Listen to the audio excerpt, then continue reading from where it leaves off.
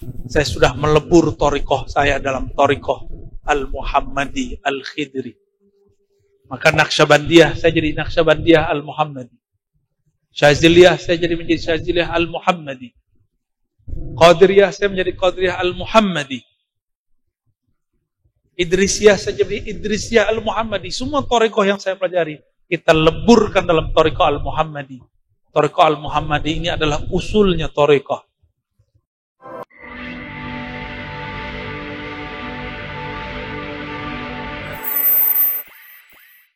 Halo, Assalamualaikum, salam sejahtera buat kita semua. Terima kasih teman-teman sudah klik video ini. Jangan lupa subscribe, komen, like, dan share apabila video ini bermanfaat. Dan buat teman-teman yang sudah subscribe, saya doakan semoga kita selalu dalam keadaan sehat walafiat, panjang umur, berkah, dan selalu hajat kita dikabul oleh Allah Subhanahu wa Ta'ala. Amin ya Rabbal 'Alamin. Baik sahabat Bingkai Narasi, pada kesempatan kali ini saya akan memberikan reaksi terhadap informasi ataupun juga konten-konten yang beberapa hari ini viral terkait dengan kajian Buya Ar-Raji. Konten-konten Buya Ar-Raji ini banyak sekali netizen ataupun juga kawan-kawan yang mengomentari terkait dengan kajian Buya Ar-Raji yang menyimpang. Tentu penyimpangannya ini tidak semua kajian yang menyimpang, khususnya terhadap konten-konten ataupun kajian terkait dengan torikoh ya.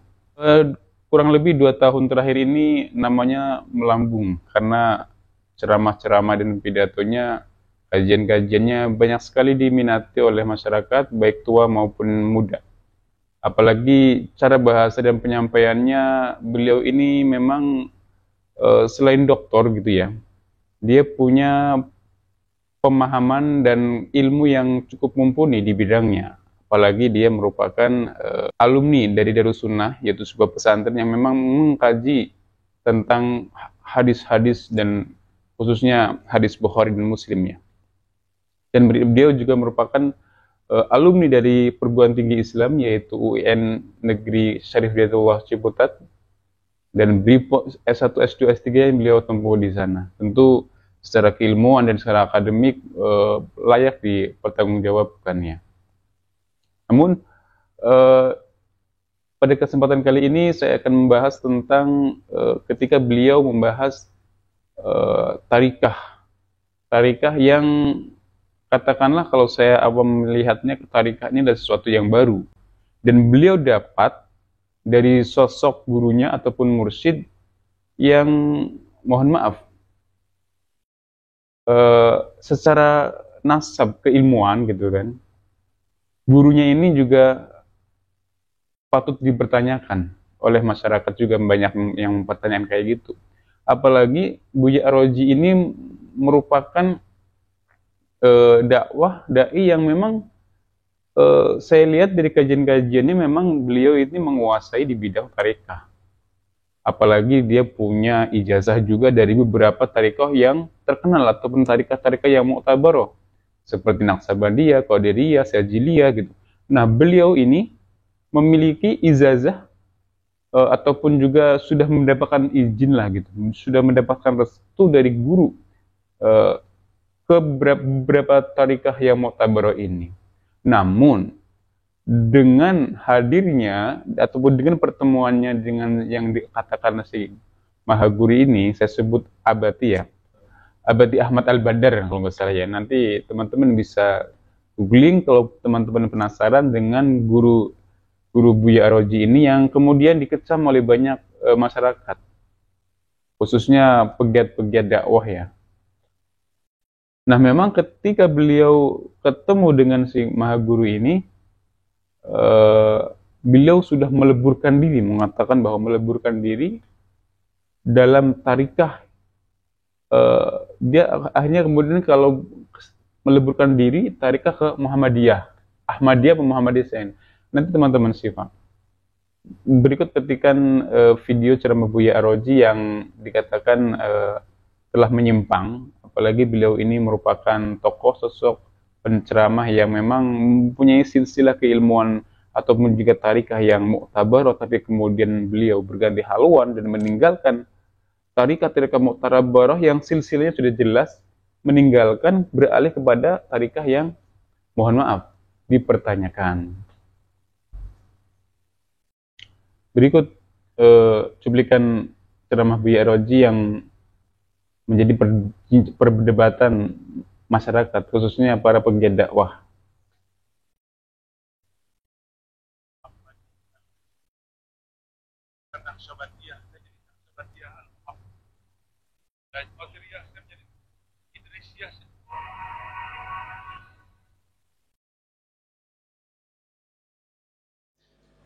Assalamualaikum warahmatullahi wabarakatuh. Izin bertanya Buya. Kami pernah mendengar bahwasanya di yaumil kiamah nanti seseorang tidak langsung kepada Nabi, tetapi kepada gurunya dulu, baru dihantarkan kepada Rasulullah SAW. Apakah demikian? Dan berkaitan dengan itu, kami mengakui kalau Buya insyaallah guru kami. Apakah dengan pengakuan tersebut Buya pun? Ini ada pertanyaan dari jamaah ya, terkait dengan keterlibatan sosok guru gitu kan, ketika kita di yaumil hisab nanti, bahwa kita ini sebagai muslim ketika di hari perhitungan nanti itu tidak langsung bertemu dengan Rasulullah SAW, tapi kita dipertemukan dulu, kita mencari dulu guru kita siapa gitu kan. Nah di sini kalau kedengar dari suaranya ini usianya sudah dewasa ya, tapi beliau dalam bertanya ini begitu menyentuh. Saya sendiri mendengarnya seakan-akan beliau begitu memang kagum banget dengan Buya Roji ini. Kita lanjut pertanyaan. Mengakui kami sebagai murid. Sedangkan kami di sini mungkin tidak saling mengenal. Tadi sudah dijelaskan mungkin sama Buya dengan kolbu. Itu saja Buya. Saling mengenal. Baik ya. Saya ini masih santri. Saya ini cuma pintu. Beliau memang saya rasa tawadu banget ya. Tawadu, beliau itu tidak pernah meninggikan dirinya dari awal ke saya ketika saya tertarik dengan konten-konten ceramah beliau ya.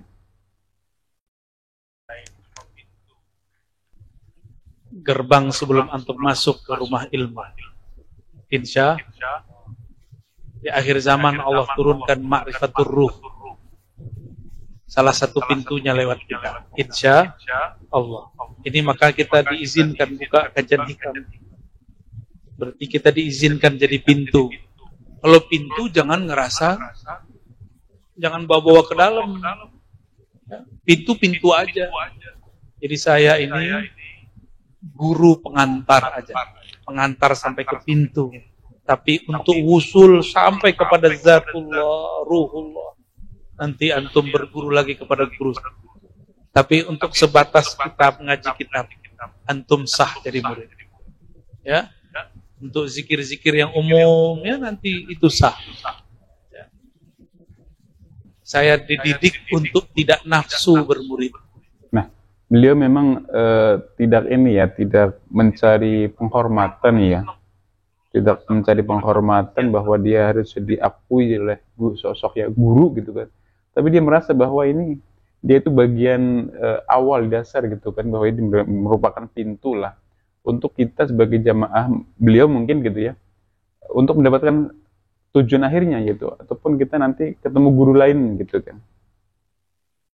Kita lanjutkan. Ini seberapa banyak pun cukup dibagi dua aja, thariqat ruhani, thariqat nafsi. Thariqat ruhani, thariqat yang tujuannya untuk mengenal Allah, dan mengenal Allah mesti lewat mengenal ruh. Dia nggak ada niat mau jadi mursyid, mau jadi murid. Ini yang sempat menjadi perdebatan, mau cari murid banyak-banyak, nggak ada urusan. Dia cuma berkeinginan menyembah Allah bersama-sama, berjuang bersama-sama. Itu ya. Kalau sebatas guru seperti itu, antum sah jadi muridnya. Ya, dengan datang begini sudah cukup.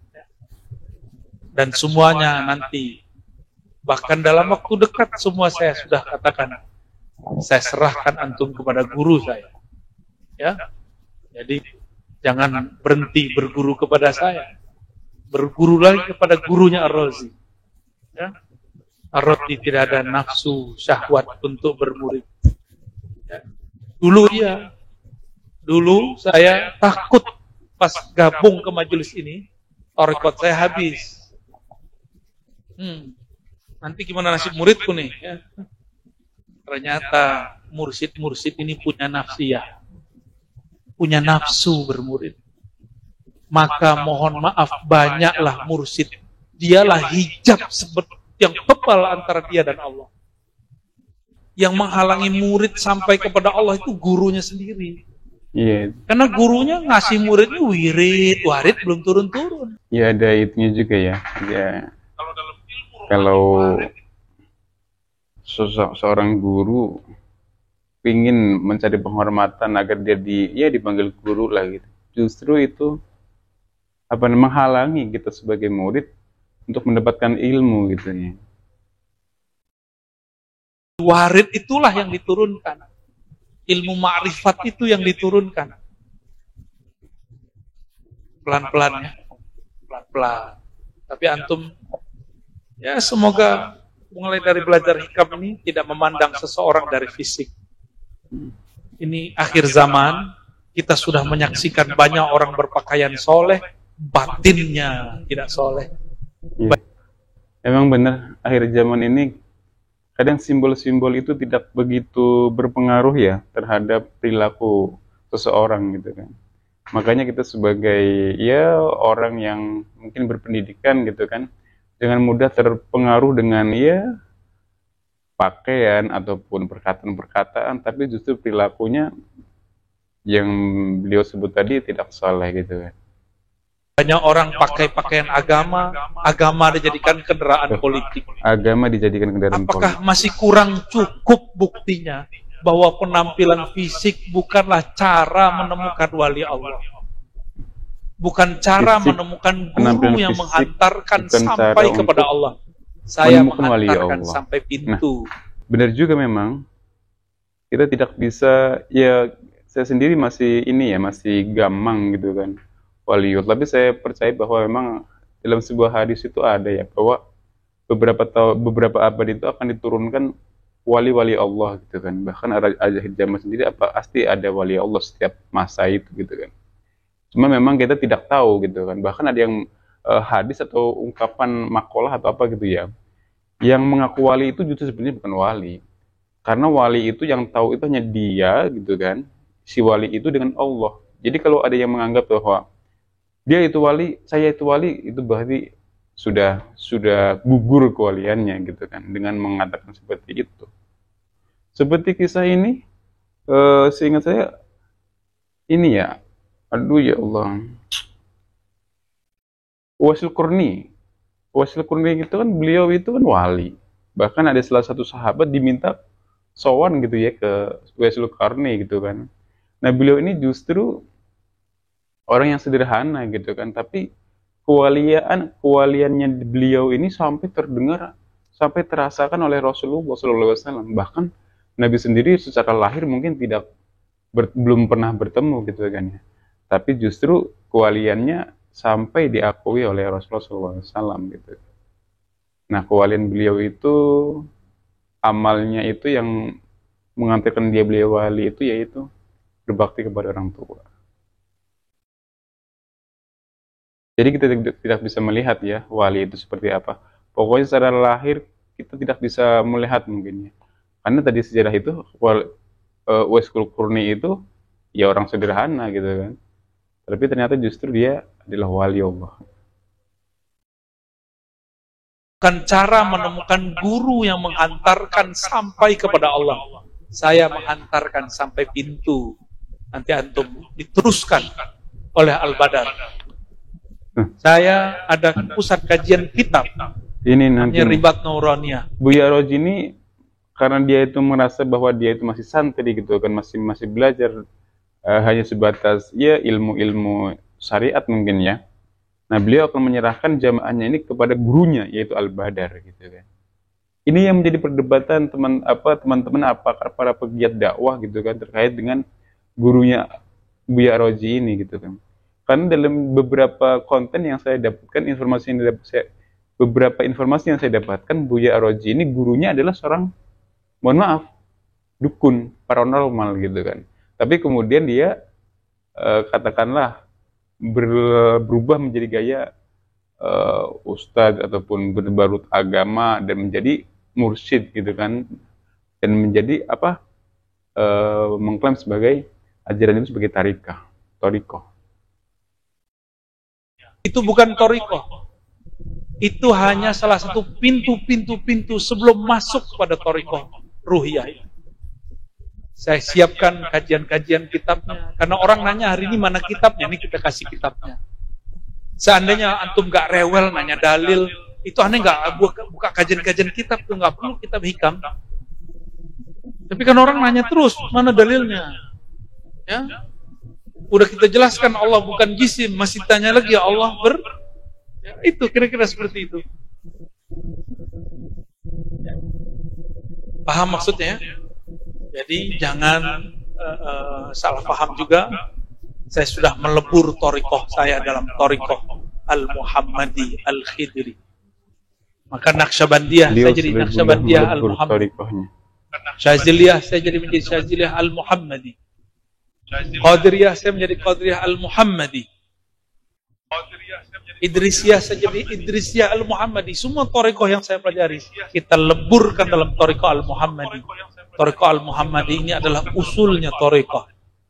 Kenapa ada wirid hizib bahar? Itu gimana caranya? Ada zikir tahlil sekian kali, tekniknya. Beliau sudah meleburkan semuanya gitu kan. Ya, yang seperti tadi saya bilang itu bahwa beliau ini meleburkan semua torikoh-torikoh mu'tabaroh itu kepada torikoh Al-Muhammadi ini, yang mursyidnya guru beliau yaitu Al-Badar ini yang tadi saya sebutkan gitu kan, paranormal gitu ya. Kenapa ada wirid hizib bahar? Itu gimana caranya? Ada zikir tahlil sekian kali, tekniknya begini. Metode itu akan dilatihkan kembali. Kok bisa ada zikir begitu? Nanti orang-orang yang belajar Khidriyah, Muhammadiyah, dia akan menemukan cara-caranya. Ya? Justru hal biasa. Lebih di torikot-torikot luar biasa Al-Muhammadi ini ya. Zikir melihat cahaya, spesial, bisa jadi mursyid. Di torikot ruhani itu mah biasa banget. Di torikot nafsiyah antum zikir ketemu wali-wali, ketemu mursyid-mursyid silsilah 5 orang, nanti syekhnya akan tuliskan ijazah. Di torikot ruhani nggak perlu itu. Di sini ini saya buka aja dikit ya. Ini orang-orang yang antum melihat mukanya sangat biasa. Ini torikot ruhani ya kategorinya. Standar. Itu ketemu ruhani itu biasa. Ketemu mursyid ini di alam rohani itu biasa. Karena biasa, mereka nggak menjadikan itu bahan omongan. Kalau ketemu nggak ada ngomong itu, malah ngomongnya yang aneh-aneh. Norak kalau ada wali ngomongin ketemu wali di alam lain. Kan yang lebih keren wali akhir zaman. Ngapain mau ketemu wali dulu? Kalaupun ketemu bukan untuk kita nafsu ketemu mereka, tapi keperluan rohani yang lain. Jadi siapapun yang berguru, ngaji kitab, ngaji torikot nafsiyah dengan saya, antum murid sah. Tapi saya hantarkan dan serahkan semua kepada torikot ruhani. Iya, torikot ruhani. Mursyidnya adalah Maulana Habiyah Ahmad Al-Badar. Habiyah Ahmad Al-Badar. Cuma pintunya. Paham? Ya. Ya. Itulah sekilas keterangan terkait dengan video konten Buya Roji yang banyak diperdebatkan oleh masyarakat, khususnya pegiat dakwah ya kan. Apalagi beliau ini sosok ya yang katakanlah akademisi, cendekiawan, tapi kok masih bisa terhipnotis gitu kan, tertipu dengan sosok Al-Badar ini yang memang informasi-informasinya masih sangat diragukan gitu kan, tentang kewaliannya, tentang tarikahnya gitu. Tapi wallahu alam, sebagai awam saya tidak bisa memberikan kesimpulan ataupun harus bersifat seperti apa. Tapi saya pribadi mengajak teman-teman agar ya kita harus bisa memilah gitu kan, harus bisa memilah informasi ataupun kalau kita memang bergelut di dunia tarekah gitu harus benar-benar ya tarekah-tarekah yang sudah umum gitu kan, tarekah-tarekah yang muktabaroh gitu, yang bisa dipertanggungjawabkan.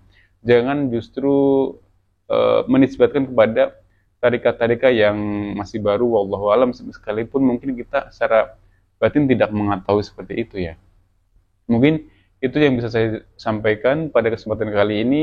Terima kasih teman-teman sudah menyimak video ini. Jangan lupa subscribe, like, dan komen video ini apabila bermanfaat, dan share tentunya. Saya mohon maaf apabila ada kesalahan kekurangannya. Silakan teman-teman yang punya gagasan ataupun terkait informasi ini bisa tulis di kolom komentar agar bisa saling melengkapi informasi yang mungkin kurang ataupun salah dari reaction kali ini. Wassalamualaikum warahmatullahi wabarakatuh. Salam sejahtera.